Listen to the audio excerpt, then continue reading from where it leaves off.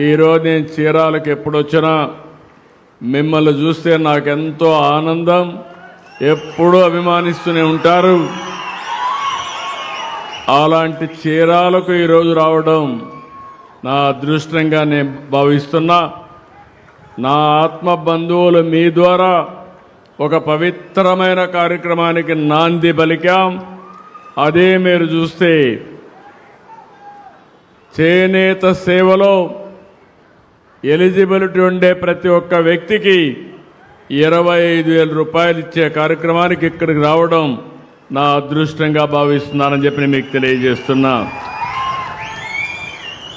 స్వదేశ ఉద్యమ స్ఫూర్తిని గుర్తు చేసుకునేలా ఆగస్టు 7వ తారీఖున మనం జాతీయ చేనేత దినోత్సవాన్ని జరుపుకుంటున్నాం.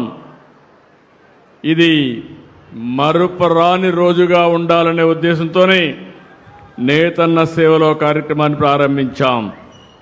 దీనివల్ల మీరు ఒకసారి చూస్తే 71,636 కుటుంబాలకు లాభం కలుగుతుంది. 25,000 రూపాయలు చొప్పునిస్తున్నాం. 179 కోట్ల రూపాయలు ఈ కార్యక్రమం కింద మీకు అందించే పరిస్థితికి వచ్చాం. నేను ఎన్నికల్లో ఒక హామీ ఇచ్చాను. ఆ రోజు నేను చెప్పింది సంక్షేమం, అభివృద్ధి, సుపరిపాలనకు నాంది పలుకుతామని ఆ రోజు చెప్పాం.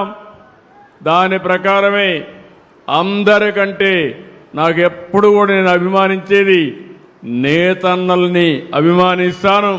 దానికి కారణం మీకుండే కష్టాలు.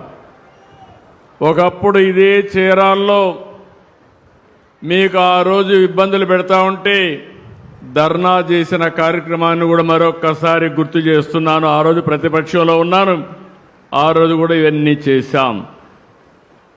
ఈరోజు చేనేత కేవలం ఒక వృత్తే కాదు, ఇది భారతీయ సంస్కృతికి ప్రతీక, దేశం గర్వించే కళ. ఈరోజు మీరు ఒక్కసారి చూస్తే ఎప్పుడో మనం చదువుకున్నాం, చేనేత కార్మికులు ఆ రోజుల్లోనే చీర తయారు చేసి అగ్గిపెట్టిలో పెట్టే చీరను తయారు చేసిన ఘనత చేనేత కార్మికులది. మన రాష్ట్రాన్ని చూస్తే ఇలాంటి కళలకు నిలయం, అలాంటి వర్గాలు ఎక్కువ ఉండే ప్రదేశం ఈ చీరాల. అందుకని ఇంకొక పక్కన చూస్తే ఇక్కడికి వస్తే మీ నైపుణ్యం గుర్తొస్తుంది. చీరాల పట్టు, కాటన్ చీరలు దేశవ్యాప్తంగా గుర్తింపు పొందాయి. చీరాల కర్చీఫ్లు ఒకప్పుడు విదేశాలకు కూడా ఎగుమతి చేశారంటే అది మీ సత్తా. ఇంకొక పక్క ఒకప్పుడు మినీ ముంబై, కాలక్రమేణా అన్నీ కూడా వృత్తులన్నీ కూడా దెబ్బతిని దానివల్ల ఇక్కడ కూడా దెబ్బతినే పరిస్థితికి వచ్చాం. నేను ఒకటే ఆలోచిస్తున్నాను, చేనేతని ప్రోత్సహిస్తూనే మీ జీవన ప్రమాణాలు పెంచడానికి ఏమేం చేయాలని అన్నీ చేస్తాం.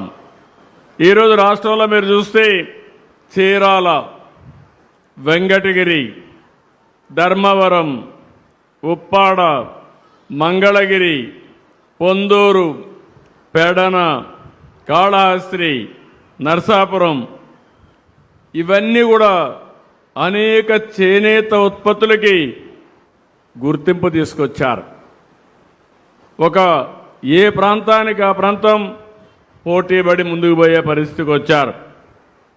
ఇంకొక పక్కన మీరు ఒకసారి చూసినప్పుడు ఇక్కడికి వచ్చినప్పుడు ఈరోజు 1,27,000 మంది చేనేత మీద ఆధారపడ్డారు. నేను చాలా వృత్తులు చూశాను, చేనేత పైనే ఆధారపడిన ఏకైక వర్గం చేనేత కార్మికులు. వేరే వాళ్ళు మారగలిగారు కానీ మీరు మాత్రం మగ్గాన్నే నమ్ముకున్న ఏకైక వర్గం చేనేత అని మరొక్కసారి విజ్ఞప్తి చేస్తున్నా. మీ అందరిలో ఒక సాంప్రదాయ ప్రకారం సృజనాత్మక కలిగిన వ్యక్తులు మీరందరూ, నైపుణ్యం ఉంది. అయితే కాలక్రమేణా చాలా ఇబ్బందులు వచ్చాయి. నేను రాజకీయాల్లోకి వచ్చిన తర్వాత ఎక్కువ కన్సర్న్ చూపించిన వర్గం చేనేత. ఇప్పుడు కూడా నేను గర్వంగా చెప్పగలుగుతున్నాను, అపోజిషన్లో ఉన్నా రూలింగ్లో ఉన్నా ఎప్పుడూ చేనేత కార్మికులు తెలుగుదేశం పార్టీకే ఓటేశారు తప్ప వేరే గుర్తు తెలియని వ్యక్తులు మీరు. అందుకే ఎన్నికల ముందు ఒక మాట చెప్పాను. ఆ రోజు ఏ మాట చెప్పాను, 200 రూపాయలు హ్యాండ్లూమ్కి, 500 యూనిట్లు పవర్లూమ్కి సబ్సిడీ ఇస్తా అన్నాం. చెప్పిన మాట నిలబెట్టుకున్నాం. నేను పోయిన టర్మ్లోనే చేనేత కార్మికులు మగ్గం దగ్గర కూర్చొని అందులో వచ్చే కాటన్ అంతా కూడా కడుపు లేకపోయి అనారోగ్యం పాలవుతున్నారనే ఉద్దేశంతో 50 సంవత్సరాలకే పెన్షన్ ఇచ్చింది మొదటిసారి చేనేత కార్మికులకి. అదో కమిట్మెంట్తో చేశాం. 85,000 మందికి ఇస్తున్నాం. మొన్నే పెంచాం, 4,000, 6,000 ఇచ్చే పరిస్థితికి వచ్చాం. ఈరోజు 35 కోట్లు నెలకి ఇస్తున్నాం. 420 కోట్ల రూపాయలు ఖర్చు పెడుతున్నాం. ఇంకొక పక్కన 109 ప్రాథమిక చేనేత సహకార సంఘాలకి క్యాష్ క్రెడిట్ ద్వారా 79 కోట్లు ఇస్తున్నాం.